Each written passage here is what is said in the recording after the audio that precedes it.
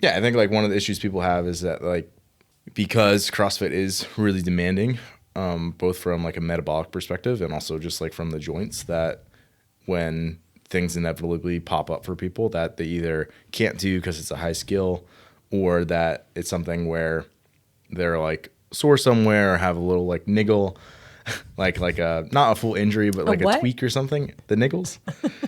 I've never heard that before.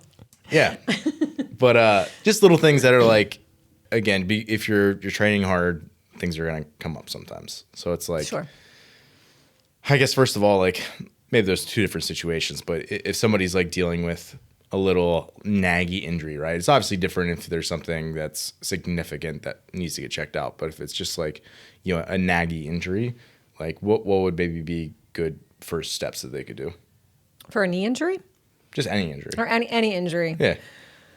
Well, I think if Just like, something's, we could use like a knee as an example, Yeah. but like, okay, my knee's bothering me and there's squats in the workout today. Like, what should I do? So I've been seeing that a little bit lately with a couple of people in general that I can think of. And I've been telling them to either back off on the weight to see if, maybe babying it a little bit helps, or even just modifying the movement altogether, still to come to class and get a good workout in. Give it some time, let it rest a little bit. Doesn't mean you have to stop moving. Yeah.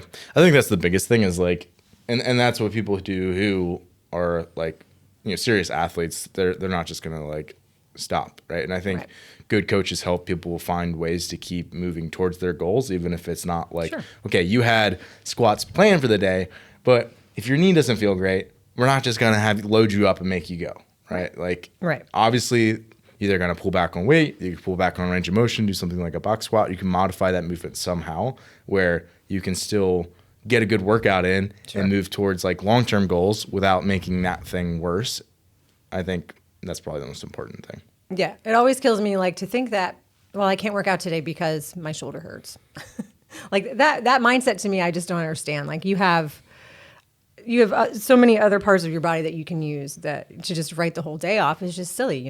There's a lot of other options, and I think that we're pretty good at giving people those options. So yeah, when people communicate with us. And Yeah. I think that's the other thing is like, I think it's two things. I think sometimes people just like either don't want to admit to themselves or they don't want to like feel like they're inconveniencing us to like tell us I get that a lot. Like, I don't want to take away from class. Like, I don't want you to have to give me special instructions. Like, that's what I'm here for. It's literally like, why we're here. Yeah, like if I'm not good at doing that, then I'm probably not very good at what I do. Period. So yeah, that always kills me. I don't want to. I feel bad. Like, don't feel bad. That's what we do. Yeah.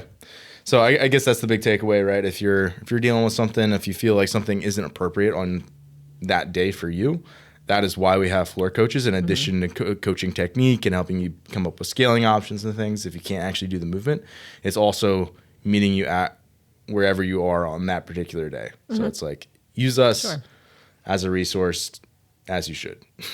Amen.